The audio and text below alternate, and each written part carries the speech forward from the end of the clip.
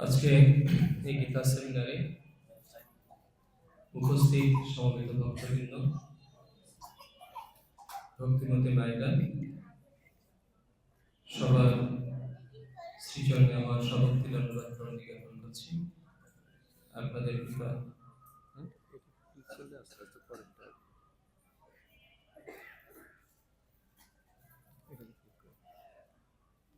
সকলের শ্রীচরণে আমার সব প্রণতি নিবেদন করছি এবং সকল কৃপা আশীর্বাদ ভিক্ষা করছি। আসলে আজ কদিন ধরে খুব ধারাবাহিকভাবে খুব ভালো ভালো ভক্তরা সুন্দরভাবে উপস্থাপনা করছেন। তো আজকের বিষয়টি একটু ব্যতিক্রম হয়ে গেছে। বলতে হয় গাধা দিয়ে হাল চাষার মতো। মানে এই কথাটা খুব ভালো ভালো বক্তারা বলছিলেন, কিন্তু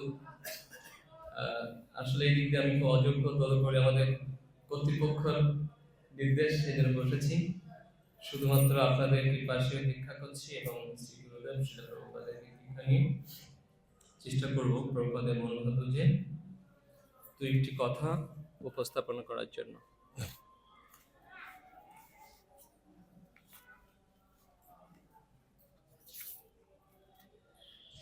আজকে কত অধ্যায়ের সেমিনার হচ্ছে? দ্বাদশ অধ্যায়। দ্বাদশ অধ্যায় আগে সবাই আপনারা যে অধ্যায়গুলো পাঠ করেছেন সবাই ধারাবাহিক কারে কারে ছিলেন? দেখি হাত তুলো। ইতিমধ্যে আগে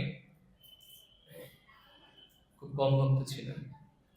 আজকে যারা উপস্থিত রয়েছেন, যেহেতু আমাদের ধারাবাহিক পাঠ হচ্ছে, সবার কাছে গীতা আছে তো না?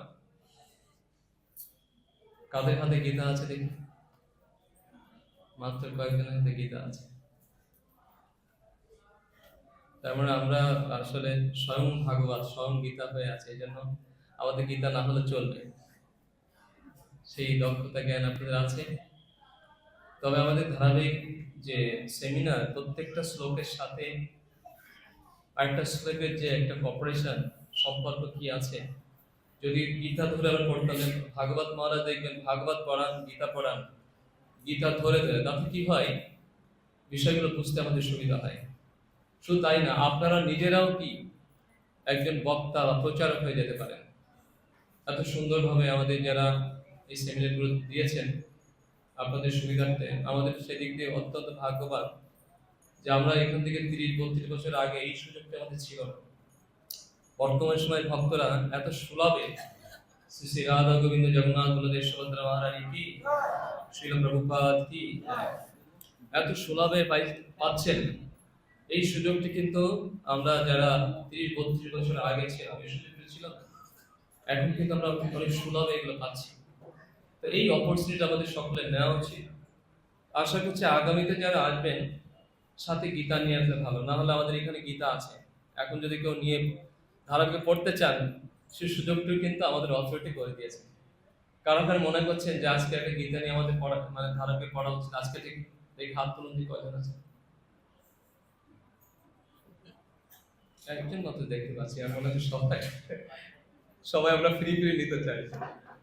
তো যাই হোক, আমরা এর আগের অধ্যায়টি কি অধ্যায় ছিল? বিশ্বরূপ দর্শন যোগ।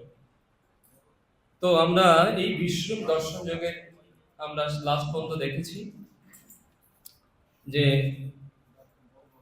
অর্জুন মহাশয় কে ভগবান এই বিশ্বরূপ দর্শন করিয়েছেন এবং পরিশেষে সেই যে বিরাট রূপ দর্শন করার পরে, তার ভয়ঙ্কর রূপ দর্শন করার পরে তিনি স্তম্ভিত হয়ে,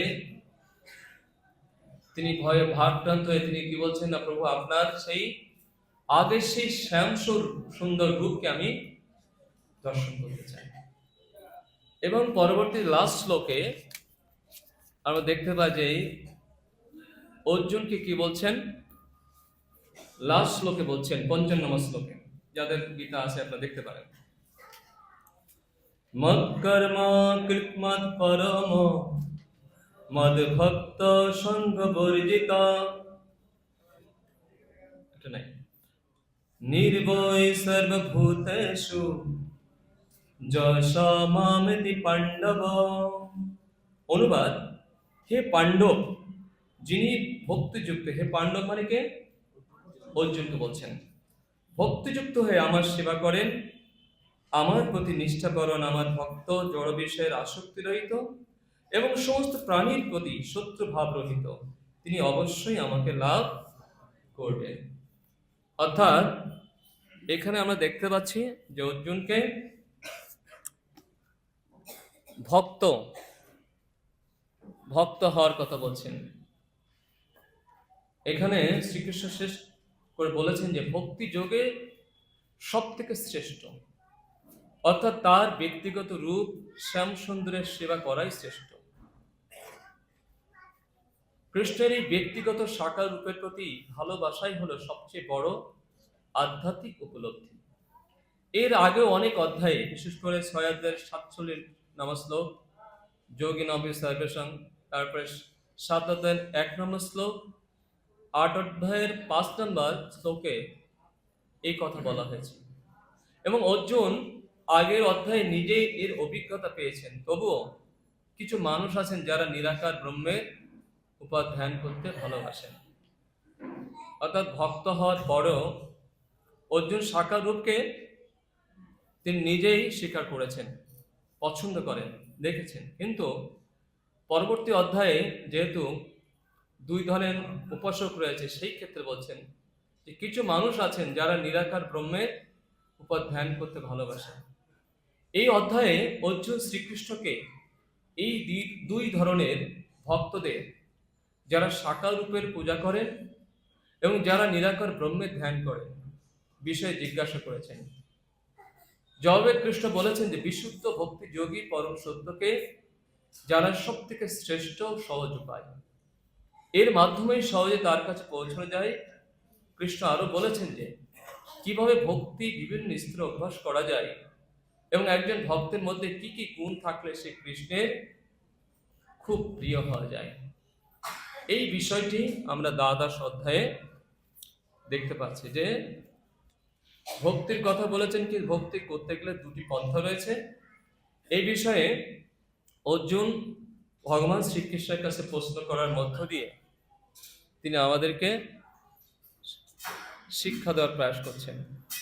তো এখানে আমরা দেখতে পাই দ্বাদশ অধ্যায়ের রূপরেখাটি 1 থেকে 7 নম্বর শ্লোক নির্বিশেষ ও সবিশেষ উপাসনা, 8 থেকে 12 ভক্তির স্তর ক্রমোন্নতি, অর্থাৎ 1 থেকে 7 নির্বিশেষ সবিশেষ ব্যাপারে ক্লিয়ার করেছেন অর্জুন এবং ভগবান শ্রীকৃষ্ণের প্রশ্ন উত্তরের মধ্য দিয়ে। এরপরে ভক্তির ক্রমোন্নতি 8 থেকে 12 এবং সর্বশেষ 13 থেকে 20 কৃষ্ণ ভক্তির গুণাবলী। একজন ভক্ত হতে গেলে কি ধরনের গুণাবলী থাকা প্রয়োজন, এই 1 থেকে 20 নম্বর শ্লোকের রূপরেখাটা আমরা দেখতে পেলাম। এখন আমরা প্রথম শ্লোক থেকেই শুরু করতে যাই।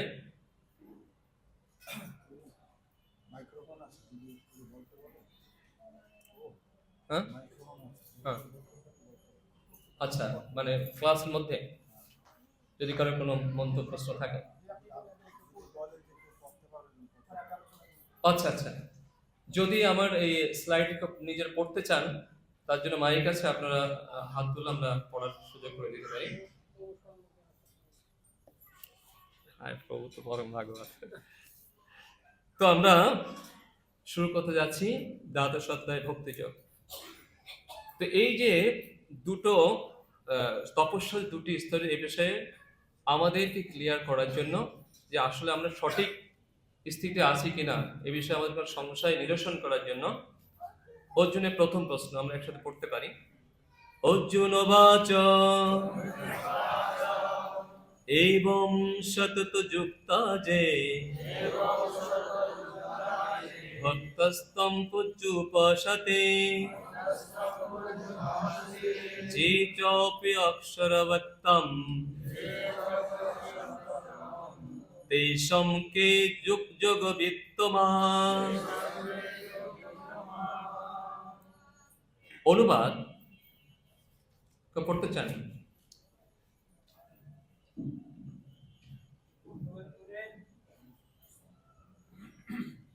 হরে কৃষ্ণ। অনুবাদ।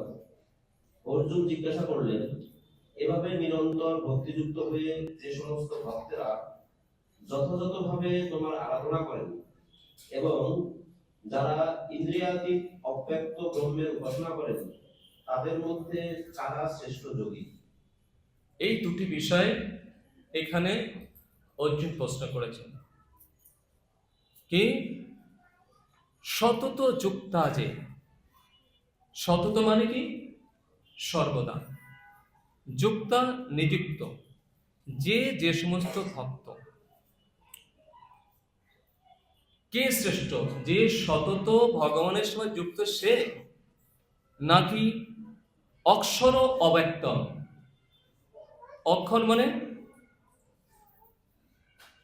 অক্ষর মানে কি ইন্দ্রিয়াতীত, বা অব্যক্তম যে ব্যক্ত নয়, প্রকাশিত নয়। একটা হচ্ছে যে অর্জুন বলছে নিরন্তর ভক্তিযুক্ত ভক্তরা ভগবানের সেবা আরাধনা তারা শ্রেষ্ঠ, নাকি যিনি অব্যক্ত ইন্দ্রিয়াতীত তার উপাসনা শ্রেষ্ঠ? সেই বিষয়টি কার প্রশ্ন? অর্জুনের প্রশ্ন। যে আমরা, অর্জুনের প্রশ্ন কি না আমরা সঠিক পন্থায় আছি কিনা। যদিও অর্জুন সাকার বিষয় ছিলেন, ভগবানের সাকার উপাসনা করতেন, কিন্তু সেই বিষয়ে সন্দেহ আছে কিনা। প্রভুপাদ কি বলছেন এই বিষয়ে আমরা যেটা দেখি, প্রভুপাদ বলছেন কি বাস্তবিক পক্ষে পরমার্থবাদীরা দুটি ভাগে বিভক্ত। এখানে অর্জুন জানবার চেষ্টা করছেন যে এই দুই রকমের পরমার্থবাদের মধ্যে কোন পন্থাটি সহজতর এবং কোনটি শ্রেয়তর। পক্ষান্তরে বলা যায় যে তিনি তার নিজের অবস্থা যাচাই করে নিচ্ছেন, কারণ তিনি শ্রীকৃষ্ণের সবিশেষ রূপের প্রতি আসক্ত, নির্বিশেষ ব্রহ্মের প্রতি তিনি আসক্ত নন। তিনি জানতে চাইছেন যে তার অবস্থাটি নিরাপদ কিনা।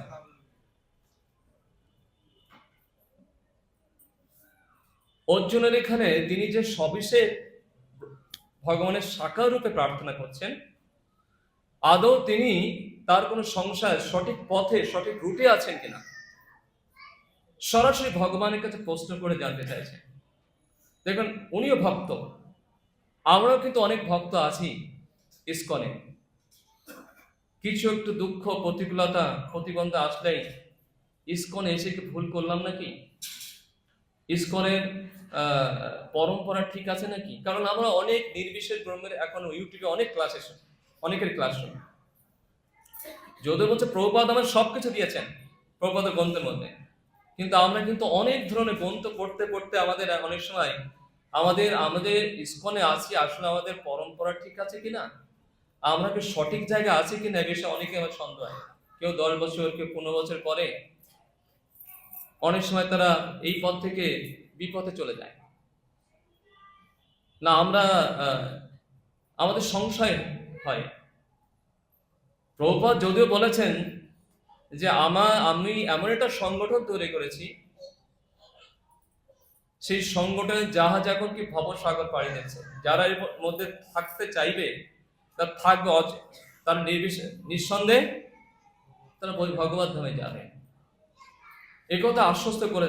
তদুপরি আমাদের অনেক সংশয় থাকে যে আদৌ আমরা ইসকন এসে ঠিক করলাম কিনা, এই একরকম করছে, ও একরকম বলছে, এই নিয়ে কিন্তু অনেক সময় আমাদের মধ্যে সংশয়।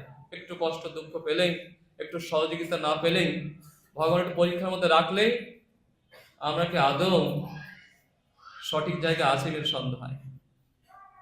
তো সেই বিষয়টা পরবর্তীতে পরমেশ্বর ভগবান শ্রীকৃষ্ণ আদৌ ইসকনে যারা ভক্ত আমরা সঠিক জায়গায় আছি কিনা ভগবান পরবর্তী শ্লোকে উত্তর দিচ্ছেন। কি শ্রী ভগবান উবাচ মই আবেশ্য মনজে মাম নিত্যযুক্তা উপাসতে শ্রদ্ধায় পরপেতাস্তে মে যুক্ত তম মতঃ।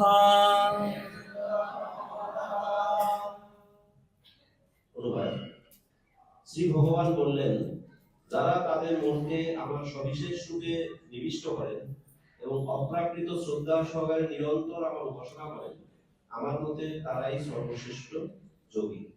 হরে কৃষ্ণ। তো এখানে অর্জুনের মধ্য দিয়ে আমাদের শিক্ষার জন্য আদৌ আমরা সঠিক জায়গায় আছি কিনা, ভগবত ভক্তিতে আছে কিনা। ভগবান কি বলছেন?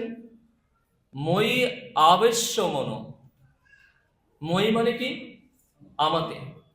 আবেশ্য নিবিষ্ট করে মন, যে যিনি আমাতে মন নিবিষ্ট করে নিত্য যুক্ত উপাসতে। নিত্য মানে কি? নিয়মিত, সবসময় আমার সাথে যুক্ত হয়ে। কেমন ভাবে যুক্ত হয়ে? শ্রদ্ধায়া। শুধু যুক্ত থাকলে হবে না। আমরা অনেকে পূজা অর্চনা করি কোনো মতে কি, মানে টেনে টুনে ডিউটি পালন করার মতো না। যে নিত্যযুক্ত থাকতে হবে, সেবা করতে হবে, কিভাবে? শ্রদ্ধা, গভীর শ্রদ্ধা থাকতে হবে। শ্রদ্ধায় তে যুক্ত তম মত। আমার মতে সেই সর্বশ্রেষ্ঠ যোগী। যোগী মানে ভক্ত। তো এখানে প্রভুপাদ কি বলছেন, আমরা একটু তাৎপর্যটা পড়ি। তাৎপর্যটা একটু পড়বেন। ভানুমত প্রভু পড়েন যে আমরা যোগী, সর্বশ্রেষ্ঠ যোগী বা ভক্তের মধ্যে আছে কিনা। প্রভুপাদ কি বলছেন আমরা সেটু দেখি। হরে কৃষ্ণ। তাৎপর্য: অর্জুনের প্রশ্নের উত্তরে শ্রীকৃষ্ণ স্পষ্টভাবে বলেছেন যে যার মন তার সবিশেষ রূপে আবিষ্ট এবং শ্রদ্ধা ও ভক্তি সহকারে যিনি তার উপাসনা করেন, তিনি হচ্ছেন সর্বশ্রেষ্ঠ যোগী। এভাবেই যিনি কৃষ্ণ ভাবনায় ভাবিত হয়েছে, তিনি আর কখনো জাগতিক কর্ম বন্ধনে আবদ্ধ হন না। কারণ শ্রীকৃষ্ণের প্রীতি সাধনের জন্যই সবকিছু তখন করা হয়। শুদ্ধ ভক্ত সর্বদাই ভগবানের সেবায় যুক্ত। কখনো তিনি ভগবানের নাম কীর্তন করেন, কখনো তিনি ভগবানের কথা শ্রবণ করেন, অথবা শ্রীকৃষ্ণ সম্বন্ধীয় গ্রন্থ পাঠ করেন, কখনো বা তিনি শ্রীকৃষ্ণের প্রসাদ বন্ধন করেন, কখনো বা তিনি বাজারে গিয়ে শ্রীকৃষ্ণের জন্য কোনো কিছু খরিদ করেন, কখনো তিনি মন্দিরে অথবা বাসন পরিষ্কার করেন। অর্থাৎ কৃষ্ণ সেবায় কর্ম না করে তিনি এক মুহূর্ত নষ্ট করেন না। এই ধরনের কর্মই হচ্ছে পূর্ণ সমাধি। হরে কৃষ্ণ। প্রভুদের উত্তরে কি মনে হয়, আমরা সঠিক জায়গায় আছি কিনা, আমরা এগুলো করছি কিনা, আমরা যোগের মধ্যে পড়ছি কিনা, ভক্ত যোগের মধ্যে আছি কিনা, এ বিষয়ে কোনো সংশয় আছে কি? তো প্রভুপাদ বলছে পূর্ণ সমাধি। পূর্ণ সমাধি মানে কি?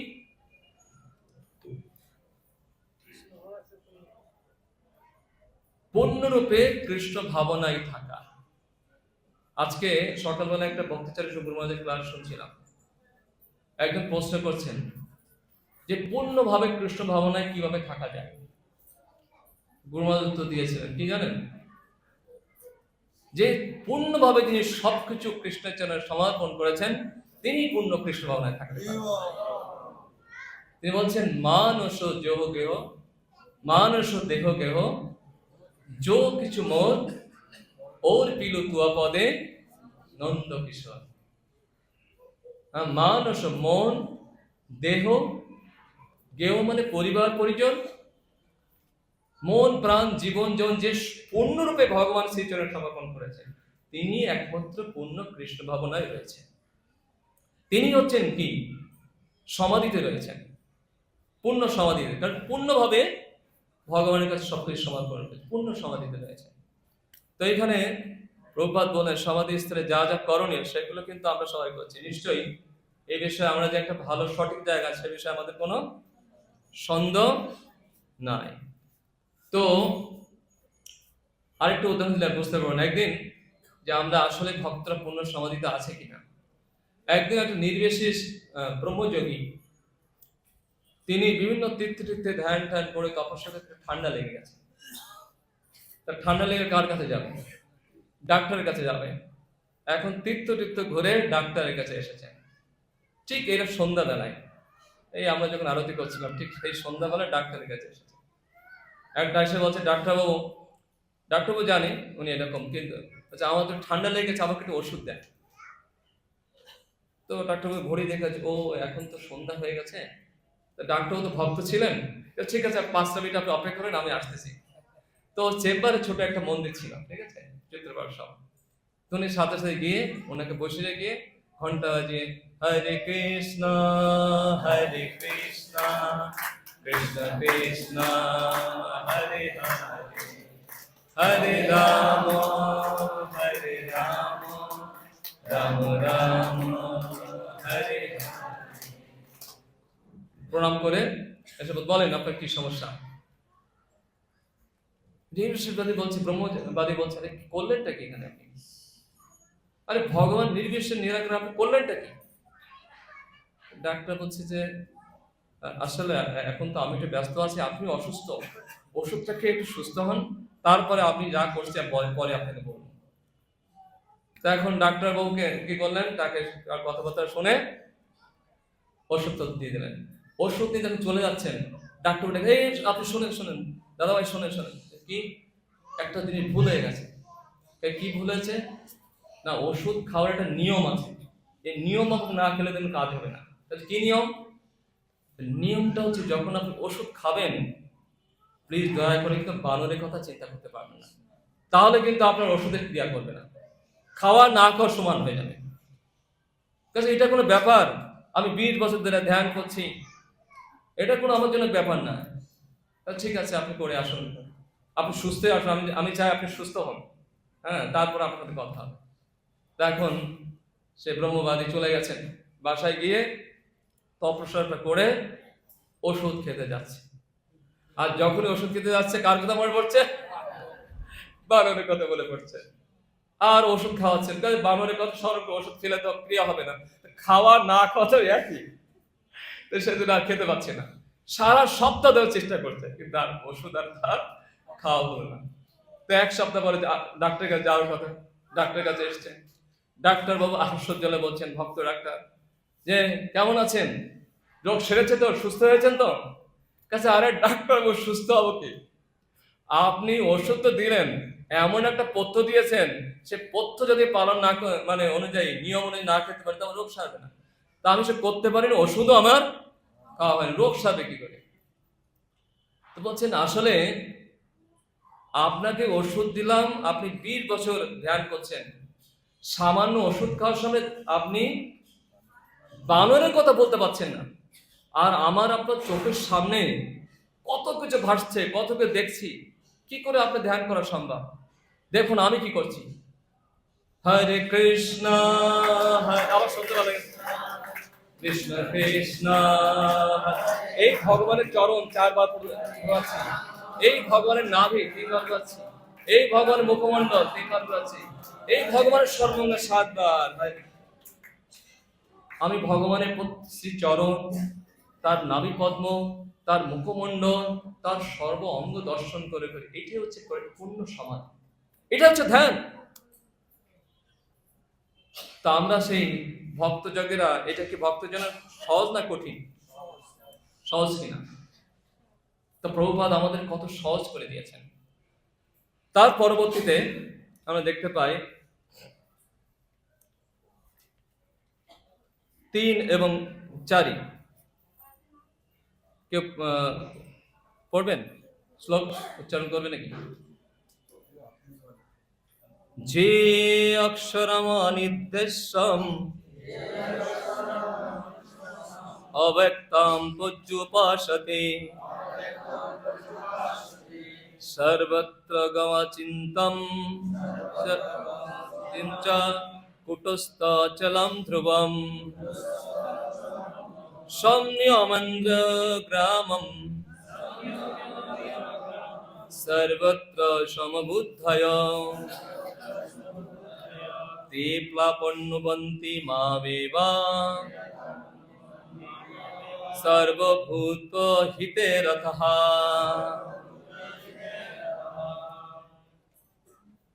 অনুবাদ।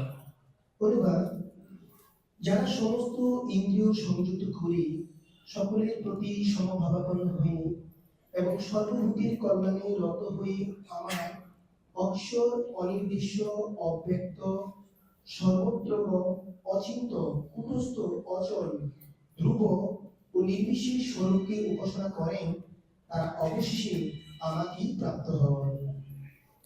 তো এখানে শিল প্রভুপাদ নির্বিশেষবাদীদের খুবটা নিরস্ব করেনি, কিন্তু বাস্তবপক্ষে যারা নির্বিশেষ ব্রহ্ম ধ্যান করেন তাদের লক্ষ্য কি? তাদের লক্ষ্য হচ্ছে নির্বিশেষ ব্রহ্মে লীন হয়ে যাওয়া। তার মানে কি? ভগবান হয়ে যাবে। আচ্ছা দেখুন, যদি টিয়া পাখি, কোনো একটা টিয়া পাখির রংটা কি আছে? সবুজ। টিয়া পাখি যদি কোনো সবুজ বৃক্ষের মধ্যে উড়ে গিয়ে বসে, তাহলে আপেক্ষিকভাবে কি মনে হবে? টিয়া পাখি দেখা যাবে লীন হয়ে গেলেন, গাছে লীন হয়ে গেল, তাই না? কিন্তু আদৌ টিয়া পাখির অস্তিত্ব কি আলাদা হয়ে গেছে? তো সেখানে গিয়ে দেখছেন না, আমি তো আসলাম, জয় জয় জগন্নাথ বলদেব সুভদ্র রাধা গোবিন্দ ভগবান কি, গৌরিতায় কি, শ্রীল প্রভুপাদ কি। কিন্তু এখানের পরিধি সীমা অসীম। এখানে আমার কোনো কর্তৃত্ব প্রভাব খাটানোর কোনো কিছু নাই। তো যেখানে যে কর্তৃত্ব করতে গিয়ে যদি কর্তৃত্ব না পায়, সে কি হ্যাপি হয়? কখনো হ্যাপি থাকে? তার মানে তাকে আবার ব্যাক করে আসতে, এসে যতক্ষণ সে ভক্ত না হচ্ছে, সে ভক্ত হয়ে তাকে মুক্তির পথে যেতে হয়। যেমন মনে করেন যে কোন আরেকটা উদাহরণ দিলে, সাগরের জল, সাগরে যদি 1 গ্লাস জল নিয়ে আবার সাগরে ঢেলে দেওয়া হয়, কি লাভ হলো? আরে সাগরের তো সেখানে কত কিছু সাগরের তলে রয়েছে, ওই একটু জল হোক কি কোনো লাভ আছে? তো আমরা যারা ব্রহ্মবাদী, তারা সবাই আমরা ভগবান হতে চাই, নির্বিশেষ ব্রহ্ম লীন হয়ে ভগবান হতে চাই।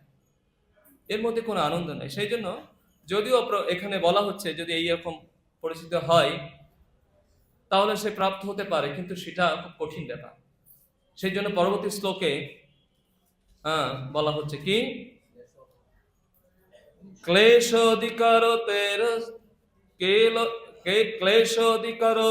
ক্লেশোদিকারোস্তেষাম অব্যক্ত আসক্ত চেতসাম অব্যক্তা হি গতির দুঃখম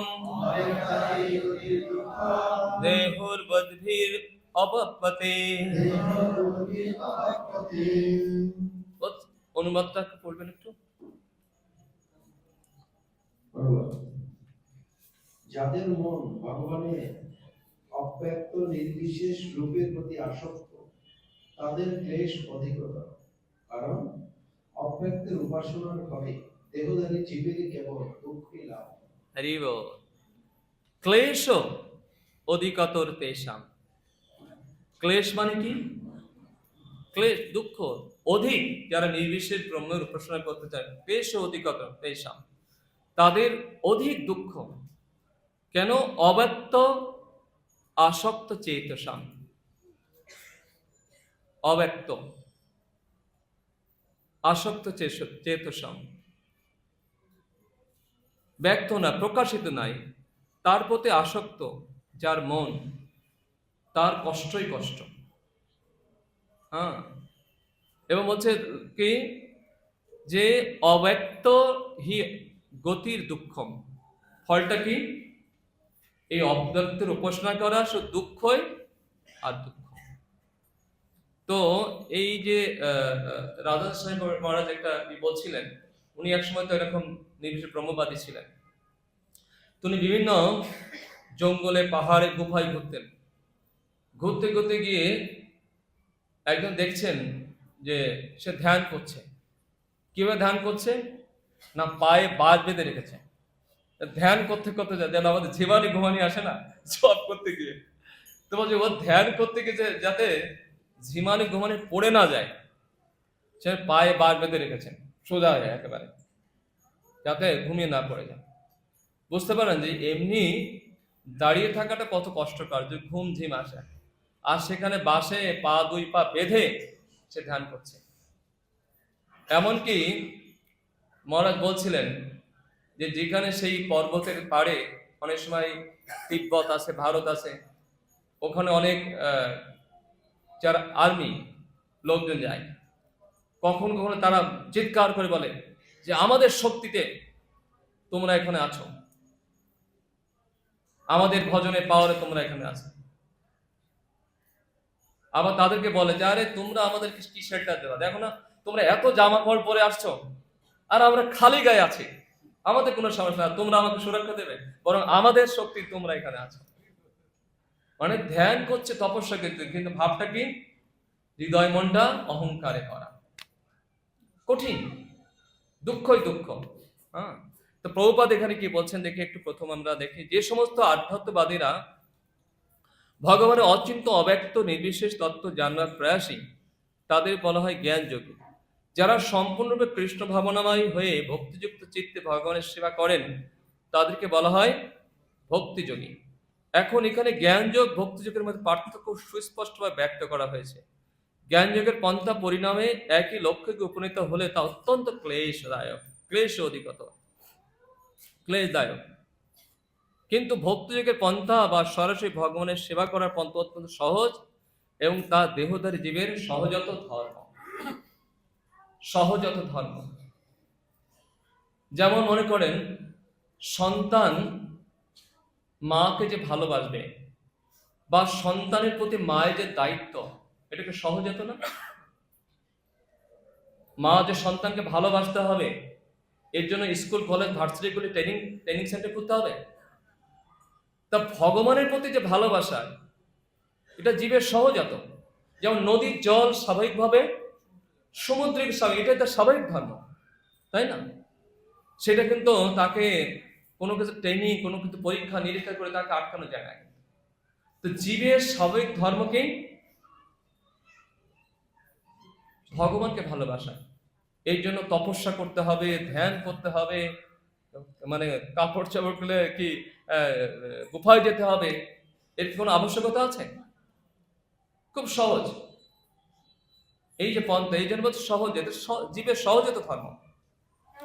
এই জন্য পরবর্তী প্রভুপাদ বলছেন যে এই সহজাত ধর্ম পালন করার জন্য প্রভুপাদ পরবর্তীতে বলছেন যে রাস্তার পাশে আমরা ডাক বাক্স দেখতে পাই, এবং সেই বাক্সে আমরা যে চিঠিপত্র ফেলি, তাহলে সেগুলি স্বাভাবিকভাবে তাদের গন্তব্যস্থলে অনায়াসে পৌঁছে যাবে।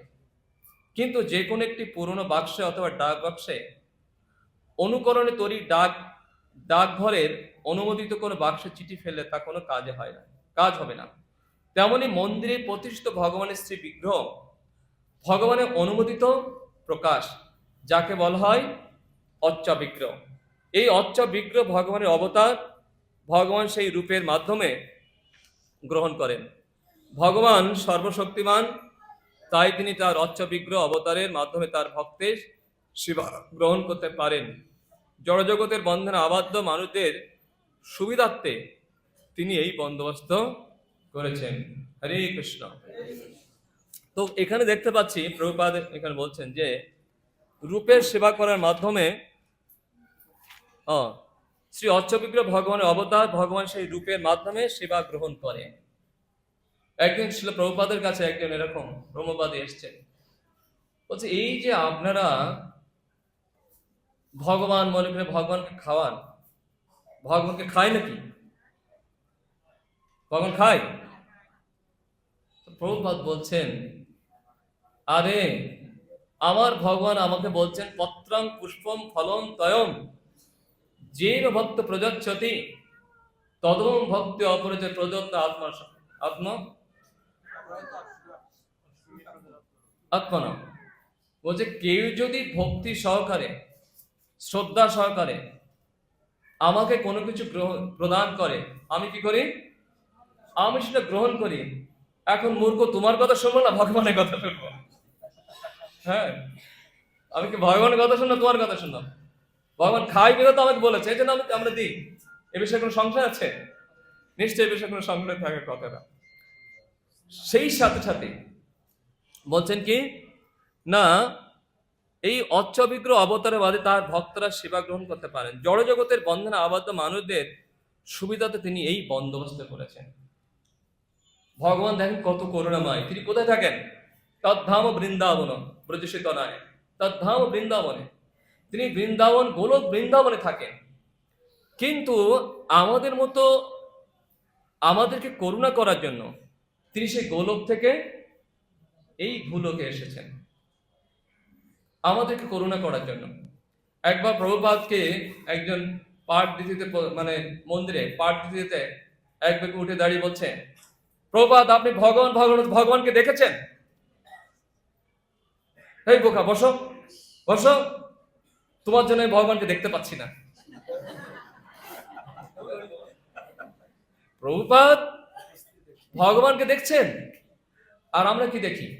আর ও কি দেখছো? ভগবানকে দেখতে পাচ্ছে না, ভগবান সামনে আছে না, ও ভগবানকে দেখতে পাচ্ছে না। আমরা কিন্তু ভক্ত, ও তো অভক্ত, আবার নির্বিশেষবাদী ব্রহ্মবাদী, ও তো দেখবেই না। আমরা কি দেখি? আমাদের তো ভগবানকে যদি দেখতে পেতাম তাহলে ভগবান পিছনে ছাড়তাম না, কিন্তু কোনো মতে প্রণামটা কায়টা ফেলে দিই, দেহটা ফেলে দিই, আদৌ মনটা ভগবানের শ্রী চরণে থাকে কিনা আমাদের অনেকেরই কিন্তু সে বিষয়ে সন্দেহ আছে। কেন ভগবানকে দেখি না? ভগবান কিভাবে দেখি? ইট কাঠ পাথর ইত্যাদি ইত্যাদি। একটা গুরুদেব বলেছেন তার একটু ডিউটি পালন করতে আছে, ভগবানের সামনে যেতে হবে, একটা পদ্ম দিতে হবে, দেওয়ার জন্য ভগবানের কাছে আসি। ভগবানকে দেখি না আমরা। বলছে যে কমসে কম ভগবানকে দর্শন করার পরে, প্রভুপাদ বলছেন, আমরা কদিন আগে অবলম গেছিলাম, আমাদের সাথে একজন ভক্ত কয়েকজন ভক্ত গেছিলাম, একজন ভক্ত প্রণাম করে চলে যাচ্ছে, পূজারের সাথে ডাক, এই এধারাও।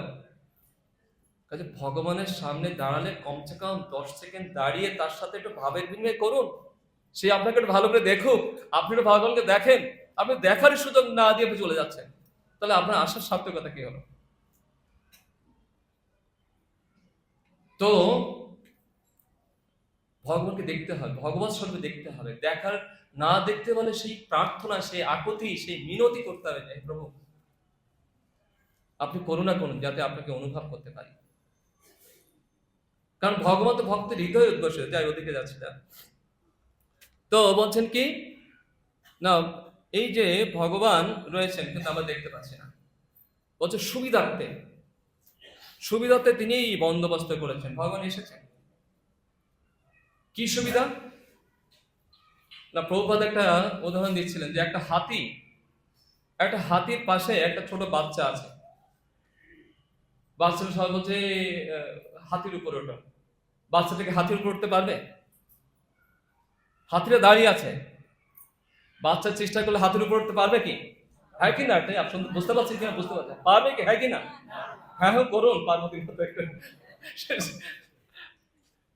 উঠতে পারবে না। কিন্তু হাতিটাতে সুবিধার্থে বসে পড়েন, উঠতে পারবে না।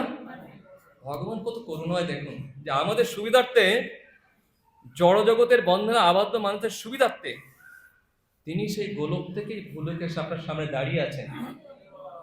একটু চিন্তা করুন, তিনি কত করুণাময়। তিনি দাঁড়িয়ে আছেন প্রভুপাদকে এই জগৎ থেকে নিয়ে যাওয়ার জন্য। সেই বৈদিক জ্ঞান প্রভুপাদকে দিয়ে আমাদের মাঝে দিয়েছেন। কত করুণা, যাতে আমরা ভালোভাবে দেখতে পাই ভগবানকে।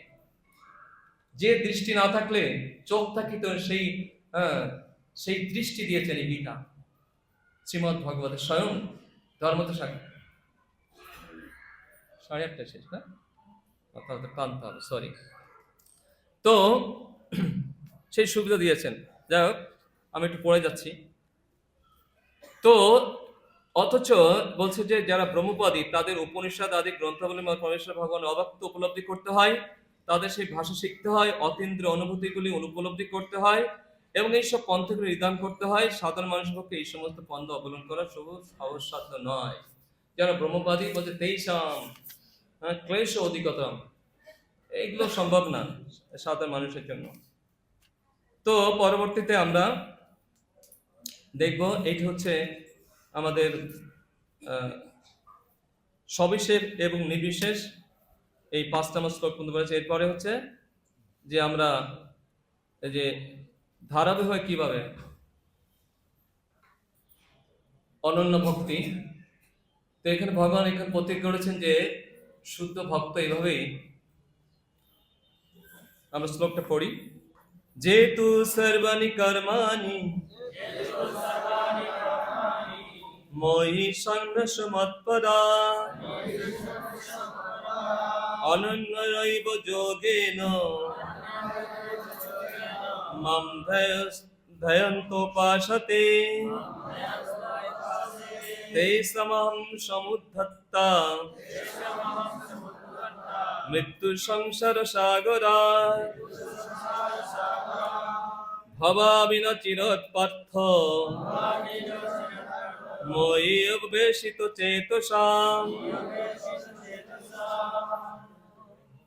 যারা সমস্ত কর্ম আমাকে সমর্পণ করে মত পরায়ণ হয়ে অনন্য ভক্তিযোগের দ্বারা আমার ধ্যানপূর্বক উপাসনা করেন, হে পার্থ, আমাদের আবিষ্টচিত্ত সেই সমস্ত ভক্তদের আমার মৃত্যুময় সংসার সাগর থেকে অচিরেই উদ্ধার করেন। হরে কৃষ্ণ।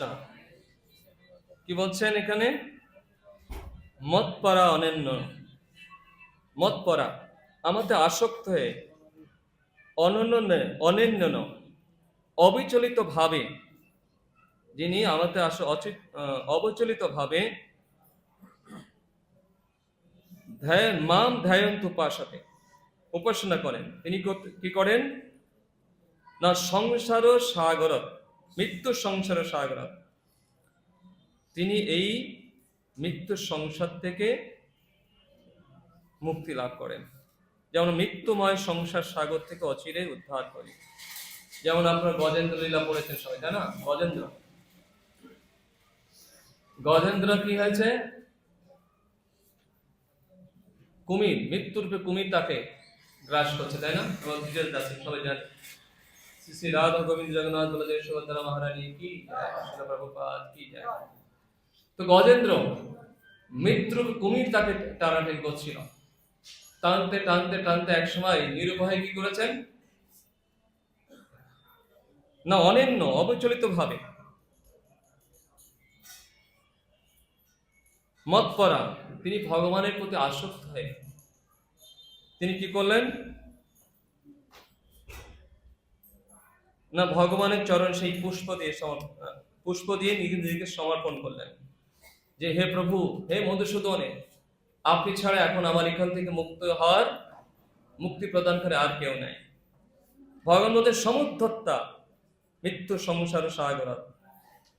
আমি তখন কি করি না এই মানসিকতা নিয়ে যে ভক্ত আমার কাছে নিজেকে সমর্পণ করে, ঠিক যেভাবে আমি গজেন্দ্রকে স্বয়ং এসে কি গরুরে চড়ে এসে স্বয়ং আসেন ভক্তকে উদ্ধার করা, করুণা কৃপা করার জন্য, স্বয়ং ভগবান গরুরে চড়ে এসে গজেন্দ্রকে উদ্ধার করেছেন কিনা? তো বলছেন মৃত্যুর সংসার স্বয়ং, আমি স্বয়ং এসে তার মৃত্যুর সংসার থেকে মুক্তি প্রদান করি। এই জন্য প্রভুপাদ কি বলছেন যে কর্মই আমরা করি না কেন তাতে কিছু যায় আসে না, কিন্তু সেই কর্মটি কেবলমাত্র শ্রীকৃষ্ণের জন্যই করতে হবে, সেটি ভক্তি যোগের মানদণ্ড। পরমেশ্বর ভগবান শ্রীকৃষ্ণের সন্তুষ্টি বিধান ছাড়া ভক্ত আর কিছুই কামনা করেন না। ভক্ত আর কিছু কামনা করে?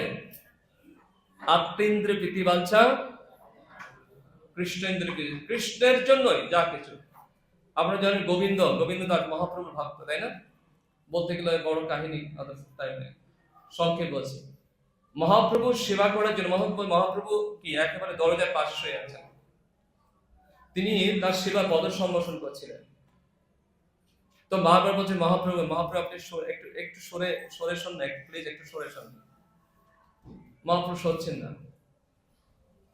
তো গোবিন্দ তার সেবা করতে করতে একসময় মহাপ্রভু ঘুমিয়ে পড়েছেন, কিন্তু মহাপ্রভু তো সেবা বাদ হয়ে যাচ্ছে, মহাপ্রভু তো পূর্ণ সেবা তিনি করতে পারছেন না। দেখেন ভক্তের সেবার জন্য কি ব্যাকুলতা থাকা দরকার। ভগবানের সেবা করার জন্য ব্যাকুলতাই ভগবানের সেবা হচ্ছে ভক্তি। এটাই একমাত্র আমাদের তপস্যা, সেবা। কিভাবে আমরা সেবা করব? এই গোবিন্দ দাস কি করেছেন না প্রভুর সেবা তো অসম্পূর্ণ থেকে যাচ্ছে। তিনি কি করলেন? প্রভুর গায়ে একটি বস্ত্র প্রদান করলে ওই পাশে গিয়ে অপূর্ণ সেবাটা তিনি সম্পাদন করলেন।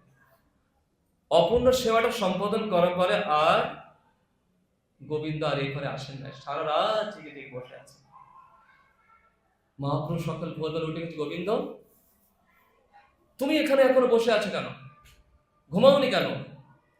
বলছে, প্রভু আমি তো আপনার সেবা করতে করতে এই পাশ থেকে ও পাশে এসেছে, কিন্তু আমার তো অধিকার না, আপনার অনুমতি ছাড়া আমার তো অধিকার নাই এই পাশ থেকে ও পাশে প্রভু যাব।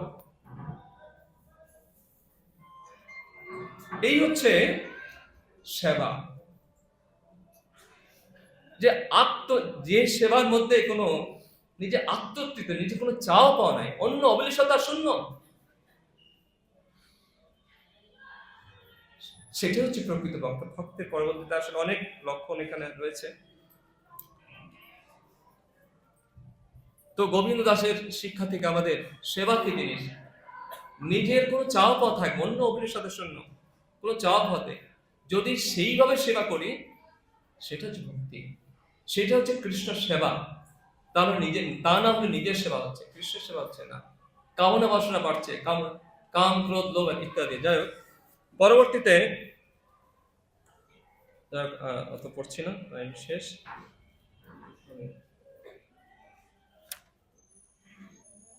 8 নম্বর শ্লোকটা পড়ি। ময়ি এব মন আদর্শ ময়ি বুদ্ধি নিবেশয় নিবাস্যসি ময়ি এব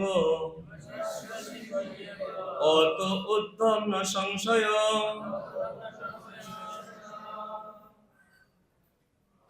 অতএব আমাতে তুমি আমার মন সমাহিত করো এবং আমাতেই সমস্ত বুদ্ধি অর্পণ করো, তাহলে তুমি সর্বদাই আমার নিকটে বাস করবে, সে সম্বন্ধে কোনো সন্দেহ নেই।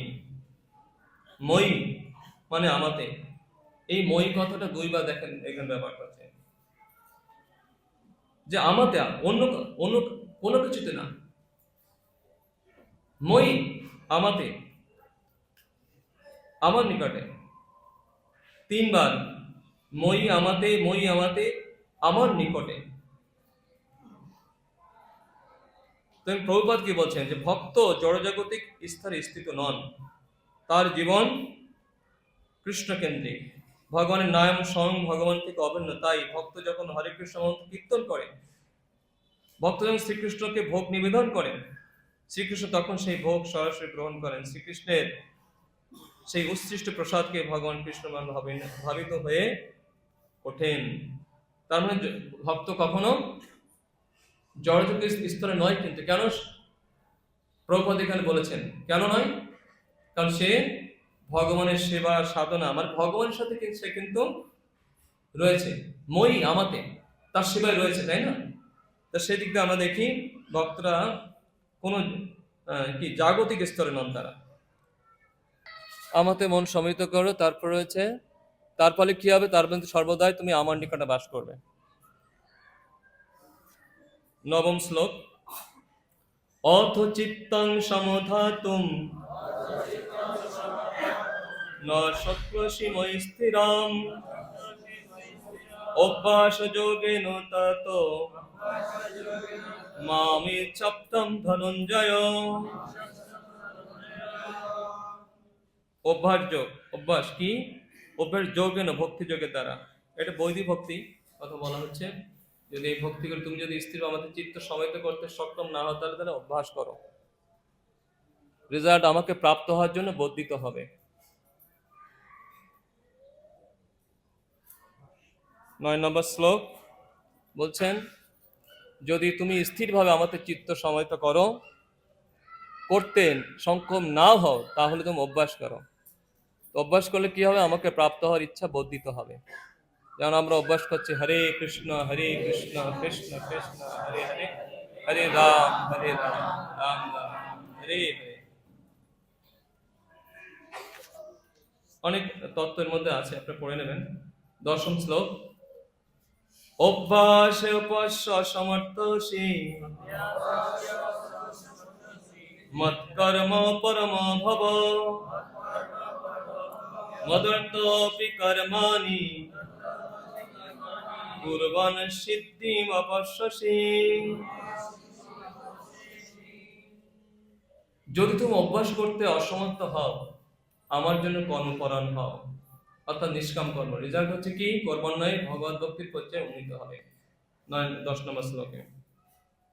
তো এখানে প্রভুপাদ সুন্দরী বলেছেন যে যিনি সদ্গুরুর তত্ত্বাবধানে বৈদিক ভক্তি অনুসরণ করতে সমর্থ নন, তিনি কেবলমাত্র ভগবানের জন্য কর্ম করার মাধ্যমে সিদ্ধি লাভ করতে পারেন। যদি কেউ নিষ্কাম কর্ম করে তাহলে তার রেজাল্ট কর্মনে ভগবত ভক্তির উন্নতি সে ঘটাতে পারবে। 10 নম্বর শ্লোক। একটু আসলে এখানে কিছু গুরুত্ব ইনফরমেশন আছে, একটু আমি পড়ি, তাহলে সুবিধা হবে। যে ভগবদ্গীতা 11 অধ্যায় 55 শ্লোক ব্যাখ্যা, কৃষ্ণ ভাবনামৃত প্রচারে সকলের সহানুভূতিশীল হওয়া উচিত। বহু ভক্ত কৃষ্ণ ভাবনামৃত প্রচারে নিযুক্ত আছেন এবং তাদের সাহায্যের প্রয়োজন আছে। সুতরাং কেউ যদি সরাসরি ভক্তিযোগের বিধি নিয়ম পালন করতে না পারেন, তিনি অন্তত এই ধরনের কাজে সহায়তা করতে পারেন। প্রতিটি প্রচেষ্টাতে জমি, অর্থ, সংগঠন ও শ্রমের প্রয়োজন হয়। হরে কৃষ্ণ। ঠিক যেমন ব্যবসা করার জন্য জায়গার দরকার হয়, মূলধনের প্রয়োজন হয়, শ্রমের প্রয়োজন হয় এবং তা প্রসারের জন্য সংগঠনের প্রয়োজন হয়, তেমনই শ্রীকৃষ্ণের সেবা তো এগুলি প্রয়োজন। শুধু পার্থক্যটি এই যে বৈষয়িক কর্মগুলি সাধিত হয় কেবল ইন্দ্রতৃপ্তির জন্য, কিন্তু সেই একই কর্ম শ্রীকৃষ্ণের সন্তুষ্টি বিধানের জন্য অনুষ্ঠিত হলে তা পারমার্থিক কর্মে পরিণত হয়। যদি কারো যথেষ্ট টাকা থাকে তাহলে তিনি কৃষ্ণ ভাবনামৃত প্রচারের জন্য মন্দির অথবা অফিস নির্মাণ করতে সাহায্য করতে পারেন। এটাও কৃষ্ণ ভাবনামৃত।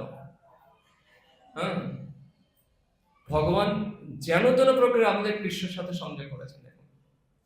যদি কারো টাকা থাকে তাহলে আপনার মন্দির অথবা অফিস নির্মাণ করতে পারেন।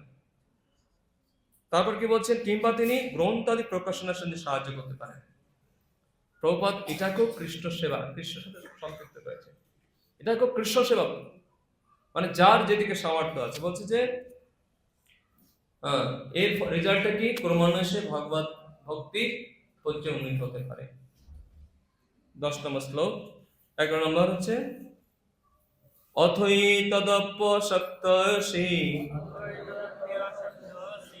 কর্তুম মজ্জগ আশ্রিতা কর্ম ফল সর্বকর্ম ফল ত্যাগম তত গুরু যতৎপবান।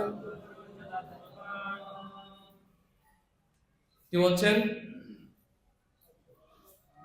এটা হচ্ছে কর্মফল অর্পণ। আর যদি তাও করতে অসমর্থ হও তবে আমাদের সমস্ত কর্মফল অর্পণ করে সংযত চিত্তে কর্মফল ত্যাগ করো। প্রভুপাদ বলছেন এমন হতে পারে যে সামাজিক, পারিবারিক, ধর্ম বা অন্য কোনো প্রতিবন্ধকতার ফলে কেউ কৃষ্ণ ভাবনামৃত প্রচারের কাজে সহায়তা করতে অসমর্থ। প্রত্যক্ষভাবে কেউ যদি কৃষ্ণ ভাবনামৃত প্রচারের কাজে যুক্ত হন তাহলে হয়তো তার পরিবারের কাছ থেকে আপত্তি আসতে পারে। এটা অনেক পরিবারে আছে। প্রভুপাদ দেখেন কত দূরদর্শী, কত দূরদর্শী যে আপত্তি আসতে পারে পরিবারের কাছ থেকে। যে অনেকে প্রভুরা দান ধ্যান করে, আপত্তি, আবার মাতাজিরা দান ধ্যান, প্রভুদের আপত্তি থাকে। প্রভুপাদ সেটা আমাদেরকে তুলে ধরেছেন। তবুও সেই ব্যক্তিকে কিভাবে কৃষ্ণ সেবায় লাগানো যায়? যে আপত্তি থাকতে পারে, নানা রকম অসুবিধা দেখা দিতে পারে, যার এই রকমের সমস্যা থাকে তার প্রতি উপদেশ দেওয়া হয়েছে তার কর্মের সঞ্চিত ফল কোন সৎ উদ্দেশ্যে তিনি অর্পণ করতে পারেন। মানে কর্মফল অর্পণ করতে বলছেন। তার ফলটা কি, রেজাল্টটা কি? যদি তুমি কর্ম করতে অক্ষম হও, আমাদের সমস্ত কর্ম অর্পণ করে সংযত কর্মের ফল ত্যাগ করো। রেজাল্টটা কি? চিত্ত নির্মল হবে, তার ফলে কৃষ্ণ ভাবনার অমৃত উপলব্ধি করতে পারবেন। হরে কৃষ্ণ। তার পরবর্তী শ্লোকে আমরা যাই। শ্রেয় হি জ্ঞান অভ্যাসাৎ জ্ঞান দানম বিশিষ্যতে ধ্যানাৎ কর্ম ফল ত্যাগাৎ ত্যাগাৎ গচ্ছন্তি অন্তরম।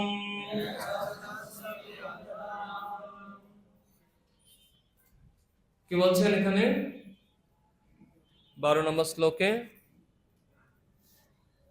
তাও যদি তুমি করতে সক্ষম না হও তাহলে জ্ঞানের অনুশীলন করো। তার ফল হচ্ছে জ্ঞান অনুশীলনের ফলে স্বরূপ উপলব্ধি হবে। এরপরে হচ্ছে আমাদের ভক্ত অষ্টকম। ভক্ত অষ্টকম কি? যেমন আমরা আহ, জগন্নাথ অষ্টকম, শিক্ষা অষ্টকম ইত্যাদি। এখন হচ্ছে এই 13 থেকে 20 নম্বর শ্লোক পর্যন্ত কি এই 8টা শ্লোক হচ্ছে ভক্ত অষ্টকম। কারা কারা আপনার ভক্ত হতে চান? হাত তুলুন। আমরা সবাই ভক্ত হতে চাই, কিন্তু এখন আমরা দেখব যে ভক্ত হতে গেলে কি কি গুণাবলী থাকা দরকার ভগবান বলছেন। তো ভক্তির স্তর সংক্ষেপে বলা যায় জীবনে পরম উদ্দেশ্য ভগবানের সমবর্তী হওয়া দুটি পন্থা, তার একটি ক্রমিক উন্নতি সাধন, অপরটি হচ্ছে সরাসরি পন্থা। কৃষ্ণ ভাবনাময় ভক্তি যোগ হচ্ছে সরাসরি পন্থা, অপরটি হচ্ছে কর্ম ত্যাগের পন্থা। এইভাবে কর্ম ত্যাগ করার ফলে জ্ঞানের স্তর উন্নীত হওয়া যায়, তারপর ধ্যানের স্তরে, তারপর পরমাত্ম উপলব্ধি, সর্বশেষ ভগবান পুরুষোত্তম উপলব্ধি স্তরে আসা যায়। তো কৃষ্ণের প্রিয় ভক্তের গুণাবলী এখন আমরা দেখব। 13-14 পড়ি। অদেষ্টা সর্বভূতানাং মৈত্র করুণ এব চ নির্মম নিরহংকার সম দুঃখ সুখ ক্ষমে সন্তুষ্ট সততং যোগী যতাত্মা দৃঢ় নিশ্চয় ময়ি অর্পিত মনোর বুদ্ধি যমদ ভক্ত সমে প্রিয়।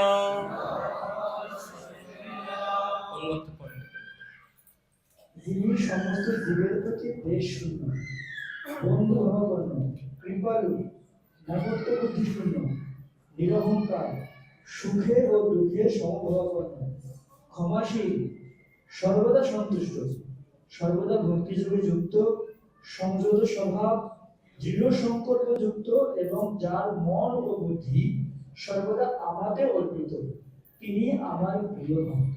হরে কৃষ্ণ। সবাই কিন্তু আমরা ভক্ত, ঠিক আছে?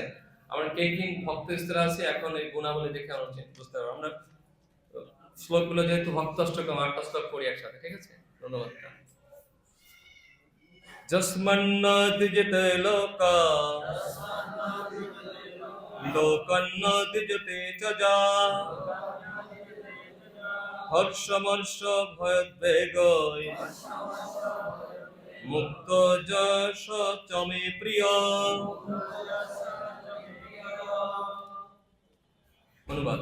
যার থেকে কেউ উদ্বেগ প্রাপ্ত হয় না, যিনি কারো দ্বারা উদ্বেগ প্রাপ্ত হন না এবং যিনি হর্ষ, ক্রোধ, ভয় ও উদ্বেগ থেকে মুক্ত, তিনি আমার অত্যন্ত প্রিয়। হরে কৃষ্ণ। অনির্বেক্ষ শুচি দক্ষ উদাসীন গত ব্যতঃ সর্বারম্ভ পরিত্যাগী যো মদ ভক্ত সমে প্রিয়।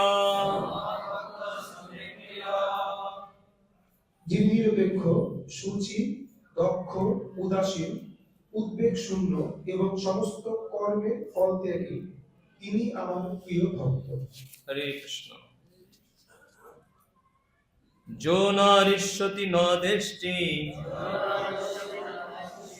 ন শোচতি ন কাঙ্ক্ষতি শোভাশুভ পরিত্যাগী ভক্তিমান যশ সমে প্রিয়।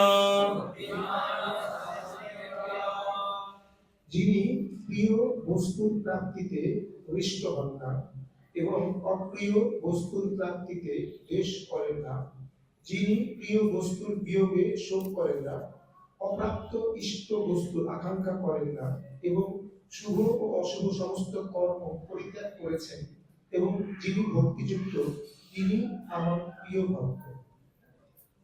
এটা বিচার করেন কারা প্রিয় ভক্ত? আমরা সবাই। সমস শত্রৌ চ মিত্রে চ তথা মানোপমানয় শীত শীতোষ্ণ সুখ দুঃখেষু সমসঙ্গ বিবর্জিত তুল্য নিম্ন স্তুতু মন সন্তুষ্ট যেন কেনচে অনিকেত স্থির মতি ভক্তির মান্যে প্রিয় নরহ। অনুবাদ: যিনি শত্রু ও মিত্রের প্রতি সমবুদ্ধি সম্পন্ন, যিনি সম্মানে এবং অপমানে, শীতে ও গরমে, সুখে ও দুঃখে এবং নিন্দা ও স্তুতিতে সমভাবাপন্ন, যিনি কুসঙ্গ বর্জিত, সমবেত বাক, যৎকিঞ্চিৎ লাভে সন্তুষ্ট, গৃহাসক্তি শূন্য এবং যিনি স্থির বুদ্ধি ও আমার প্রেমময়ী সেবায় যুক্ত, সেই রকম ব্যক্তি আমার অত্যন্ত প্রিয়। হরে কৃষ্ণ। লাস্ট শ্লোক, 20 নম্বর শ্লোক। যেতু ধর্মমৃত ইদম যথোক্তং পূজ্যোপাসতে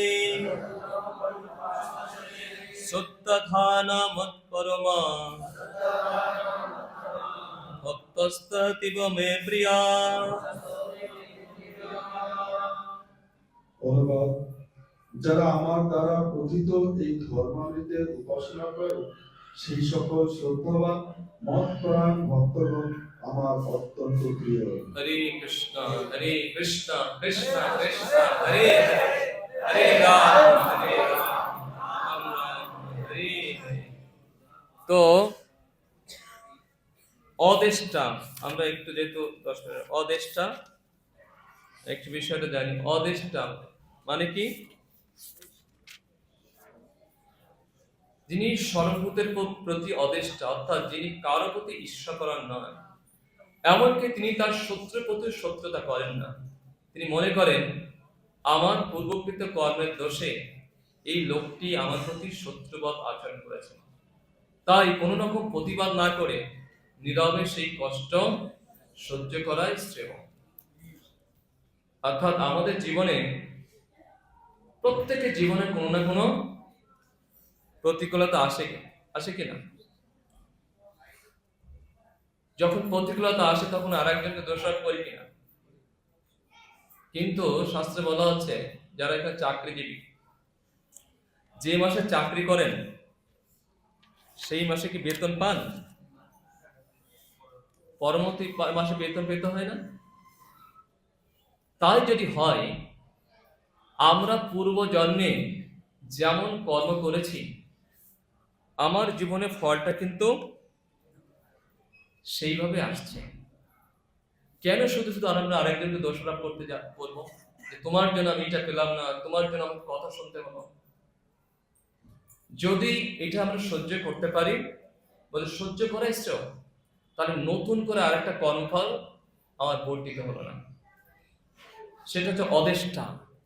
তারপরে কি? অদেষ্টা সর্বভূতানাং, কেবল মানবকুলই নয়, প্রাণীকুল, পাখিকুল, পশুকুল, উদ্ভিদকুল, জীবের সন্তান শ্রীকৃষ্ণের সন্তান। এই কারণে শ্রীকৃষ্ণ বলেছেন, যিনি সত্যিকার অর্থে আমার ভক্ত প্রিয় হতে চান, তাকে অবশ্যই অদেষ্টা সর্বভূতানাং যোগ্যতাটা অর্জন করতে হবে। অর্থাৎ সমস্ত সকল জীবের প্রতি অহিংসা হতে হবে। হ্যাঁ, কোন জীবের প্রতি ভক্ত সেটা করে কিনা? কোন জীবের হিংসা করে? কোন জীবের তারা হিংসা করে না। হ্যাঁ, এটা হচ্ছে ভক্তের লক্ষণ। যদি এই গুণ থাকে তাহলে আমরা কৃষ্ণের অতি প্রিয় হতেন। তারপর মৈত্র, সকলের মধ্যে পরমেশ্বরের অধিষ্ঠান জানিয়া তারা সকলের প্রতি মিত্র ভাবনাত্ম স্নিগ্ধ। ভগবত গীতায় বলেছেন না, একটা শ্লোক আছে কি? বিদ্যা বিনয়ী সম্পন্নে ব্রাহ্মণী গভী হস্তিনী শুনিচৈব স্বভাবিত পণ্ডিত সমদর্শী। পণ্ডিত ব্যক্তি গাভী, চণ্ডাল, পশু সবার মধ্যে কি দেখেন? যত্র যত্র নেত্র পড়ে তত্র কৃষ্ণ। এই জন্য সবার হৃদয়ে যে ভগবান আছেন, একটা পশুকে কষ্ট দেওয়া মানে কাকে কষ্ট দেওয়া হচ্ছে? তাকে কষ্ট, তার সাথে শত্রুতা করা হচ্ছে। এই জন্য ভক্ত হলেন মৈত্রসী। প্রভুপাদের কাছে দেখবেন পশু পাখি বাচ্চা সবাই তার সাথে মিত্রতা ছিল। তারপরে করুণ, সমস্ত বিপদকে অগ্রাহ্য করে সকলে অন্তরে ভগবত ভক্তির সঞ্চার করার চেষ্টা করেন। তাই তিনি করুণাময়। করুণাময় মানে কৃপালু। একজন ভক্ত সর্বদাই সকলের প্রতি কৃপালু হবে। তাই এমন নয় যে কৃষ্ণ ভাবনামৃত কেবল ভারত অথবা কেবল ব্রাহ্মণ বা হিন্দুদের মাঝে প্রচার করতে হবে। একজন কৃষ্ণ ভাবনাময় ব্যক্তি যথাসম্ভব পৃথিবীর সর্বত্র কৃষ্ণ ভাবনা প্রচার করবেন। শিল প্রভুপাদ আমাদের আচার্যবৃন্দ যেটা করছেন, এতান বেগাঞ্চ বিশ্বতে ধীরম সর্ব অভিমান পৃথিবীর শাসস্যা। তাদের সেই জীবের প্রতি করুণা রয়েছে বিদায় তারা আজকে সারা পৃথিবী শাসন করছেন। সবার মাঝে কৃষ্ণ তাদের করুণা বাড়ি কৃষ্ণ ভাবনামৃত পৌঁছে দিচ্ছেন। নির্মম, নির্মম মানে কি? নির্মম বলতে বোঝায় যে ভক্ত দেহ সম্পর্কে দুঃখ যন্ত্রণাকে তত গুরুত্ব দেন না, কারণ তিনি ভালোভাবে জানেন যে জড় দেহটি তিনি নয়। আমরা একটু অসুস্থ হলে কি আর মঙ্গলাতে জপ তা আমাদের কাছে ভালো লাগে না, কিন্তু কৃষ্ণের প্রিয় ভক্ত নির্মম তিনি কি করছেন? সমস্ত দুঃখ সহ্য পরমাত্মার গুরু মহারাজ যে তার দিকে লক্ষ্য করি। এখন তিনি কোথায় আছেন? সিঙ্গাপুরে আছেন। চলে আসছেন? আচ্ছা, আমি গত কদিন মধ্যে যত জানতাম ওখানে থেকেও চিকিৎসা নিচ্ছেন, কিন্তু তার সমস্ত সহ্য করে অন্য জীবের প্রতি করুণা, দেহস্মৃতি নাই। অন্যদের মাঝে কৃষ্ণ করুণা করছেন, কৃপা করছেন, তাদেরকে এই জগৎ থেকে এই কৃষ্ণ ভাবনা অমৃত প্রদান করে মুক্ত করার জন্য তিনি সবসময় সচেতন। তার বলছে নিরহংকার, তিনি তার জড় দেহটিকে তার স্বরূপ বলে মোটেই মনে করেন না, তাই তিনি সর্বতভাবে অহংকার মুক্ত। অহংকার কেন আসে? যখন আমরা জড় দেহের দ্বারা আবৃত থাকি, জড় দেহের যশ মান প্রতিষ্ঠার প্রতি আবৃত থাকে। আমাকে সম্মান দেখালো না, আমাদের বিআইপিতে প্রসাদ দিল না, এইগুলো কারা করবে? এগুলো ভক্তরা করে? কারা করবে? কেন? সাধারণ জীব। কিন্তু কমসে কম ভক্তদের এই মানসিকতা ত্যাগ করা উচিত যে অমুকে ভিআইপি খাওয়াচ্ছে, হ্যাঁ অফিসে নিয়ে গিয়ে, আর আমরা কি হলাম? আমরা এত কিছু করলাম, সারা একটা জীবন প্রভুদের প্রচারে সহযোগিতা করছে, কিন্তু আমরা ভিআইপি খেতে পারছি। হ্যাঁ, বলছে যে যত ভক্ত হবে, রূপ গোস্বামী বলছে প্রত্যাহারও তোরা সাথে তার খাদ্যটা ততটাই কমবে, শুধু জীবন ধারণের জন্য। যেমন ওষুধ ভালো, কিন্তু যদি আপনার চাহিদা ওষুধ না খেয়ে যদি আপনি মিটারটা একটু বেশি করে খান, তাহলে সেই ওষুধ কি করবে? পাওয়ারটা একটু বেশি করে খান। খাবো যত বেশি করে খাবো, বেশি পাওয়ারে খাবো, তাহলে কি হবে? এতে বিপরীত হবে না? প্রভুপাদ বলছেন নিয়মিত আহার। আমাদের এই শরীরটাকে বাঁচিয়ে রাখার যতটুকু খাওয়া দরকার, আমাদের আশ্চর্যতে দেখি আমরা বর্তমান যাদের আচার্যতে দেখি একেবারে কোনো মতে জীবন ধারণ যারা খাওয়া হচ্ছেন, যাতে ইন্দ্রিয়ের বিকার না হয়, বিচলিত না হয়ে যায়। কারণ খাওয়ার সাথে ইন্দ্রিয়ের সংযোগ রয়েছে। বাচ বেগ মনুষ্য ক্রোধ বেগম জীবা বেগম উদর উপস্থ বেগম, এর সাথে খাদ্যের সাথে কানেক্ট আছে। হ্যাঁ, আহার শুদ্ধি তো চিত্ত শুদ্ধি। আহার যদি সঠিক না হয়, আমরা ভক্ত এখন তো আমরা বৈষ্ণব হলে ধোকা ছানা, তারপরে কি যেন এখন কাশ্মীরি পনির, তারপরে কি আরো আছে মালয়েশিয়া, এইগুলো না হলে বৈষ্ণব সেবা হয় না। আমি মায়েদেরকে অনুরোধ করবো, আপনারা অত্যন্ত ভক্তিমতী, রান্না বান্নায় খুব দক্ষ আমাদের বাঙালি মায়েরা, মহাপ্রভু খেতে খুব পছন্দ করতেন, কিন্তু ধোকা ছানা যা খেয়ে আমাদের চর্বি বেড়ে যাবে আর অলসতা বেড়ে যাবে, তপস্যা ঠিক মতো করতে হবে, ঠিক নয়।